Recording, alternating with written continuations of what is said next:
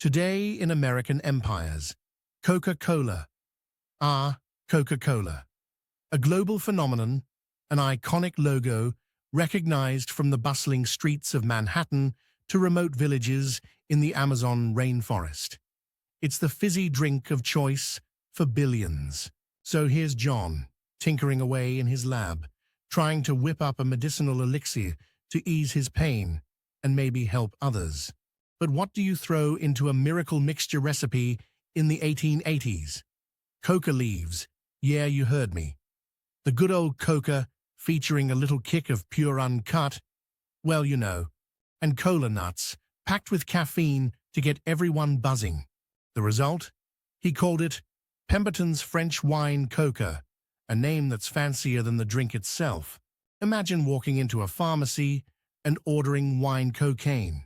Yep, that was the energy of 1886. Wild times. Coca-Cola.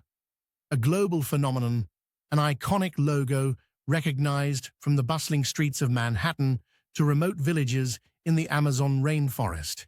It's the fizzy drink of choice for billions. But did you ever wonder where it all started?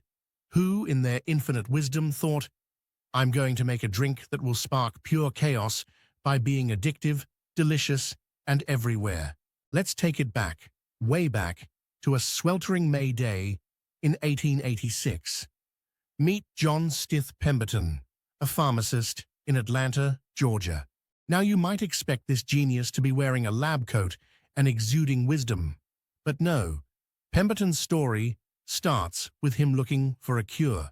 For what, you ask? Well, for the mess left behind from his own addiction. Yup, our hero battled a not-so-sparkly habit with morphine after being injured in the Civil War. Noble mission or chaotic life hack? You decide. So here's John, tinkering away in his lab, trying to whip up a medicinal elixir to ease his pain and maybe help others. But what do you throw into a miracle mixture recipe in the 1880s? Coca leaves. Yeah, you heard me. The good old coca, featuring a little kick of pure uncut, well, you know, and cola nuts, packed with caffeine to get everyone buzzing. The result? He called it Pemberton's French Wine Coca, a name that's fancier than the drink itself. Imagine walking into a pharmacy and ordering wine cocaine. Yep, that was the energy of 1886. Wild times. But wait, trouble was brewing.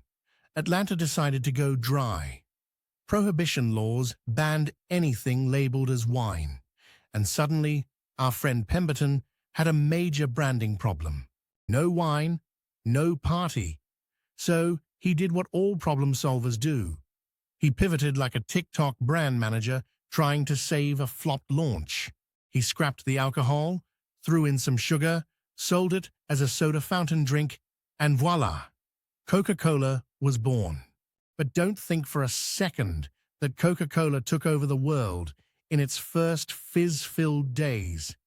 No, people were still calling it things like brain tonic.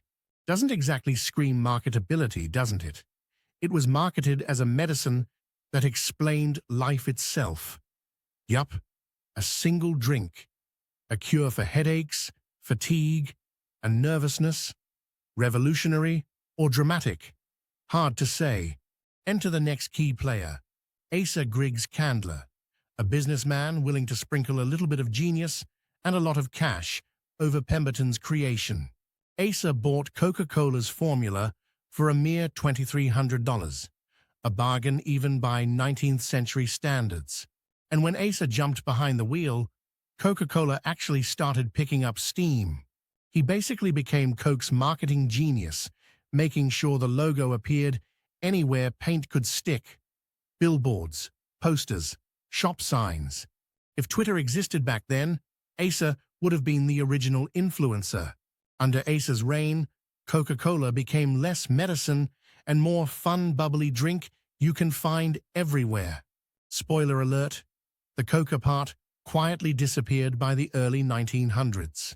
Let's just say the FDA may have been born around this time. And they probably weren't thrilled at soda fountains handing out cocaine-infused cola to school kids, no questions asked. Now, let's talk about one of Coca-Cola's most iconic contributions to pop culture, Santa Claus. You see, the Santa we know today, a jolly, plump fellow in a red suit, that's thanks, in no small part, to Coke's 1930s advertising campaigns. Winter wasn't exactly peak soda season, because people are less thirsty when they're freezing. So Coca-Cola decided to make Santa their brand ambassador. Artist Haddon Sundblom painted him holding a bottle of Coke with a big ho-ho-ho smile. And bam! Global Santa branding forever tied to a soft drink. Especially ironic given the drink once had a kick stronger than Santa's sleigh. World War II brought the brand to another level. Coke wasn't just soda. It became patriotism in a bottle. The company pledged that every US soldier could buy Coke for only 5 cents, no matter where in the world they were stationed. That move basically piggybacked Coke onto the path of worldwide domination. And what better marketing than army dudes carrying crates of Coca-Cola across enemy lines? Post-war, the Coke machine rolled on, churning out genius after genius in expanding global markets. There's an irony here. The same nation that banned alcohol decades earlier somehow embraced this sugar water.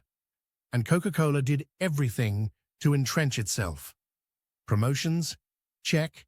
International marketing? Check. Tying itself to music, movies, fashion, and even diplomacy? Oh, absolutely. Some people were signing peace treaties. Coca-Cola was signing drink partnerships. Let's not forget, Pepsi tried for years to dethrone Coke, but never could knock it completely out of its sugary kingdom. And sure, a rival soda war raged behind the scenes. Barry Manilow sang jingles, and New Coke stumbled into the field in the 1980s like your awkward cousin attempting karaoke. But Coca-Cola learned a valuable lesson. The power of nostalgia is unbeatable. Today, Coca-Cola is everywhere. Ballparks, airports, giant skyscrapers, sun-soaked beaches, you name it. It's the unofficial sponsor of human existence and a reminder that sometimes ambition, marketing brilliance, and just a touch of madness are all you need to fizz your way to immortality. So, next time you open a chilled bottle and hear that satisfying pop of carbonation escaping into the cosmos, remember John Pemberton in a lab coat, stirring up coca leaves and cola nuts in search of a cure. From brain tonic to global treasure, Coca-Cola's history is as bubbly and bizarre as the drink itself. Cheers! Until next time, stay curious, and don't forget to like and subscribe for more journeys into the stories of the companies shaping our world at a time.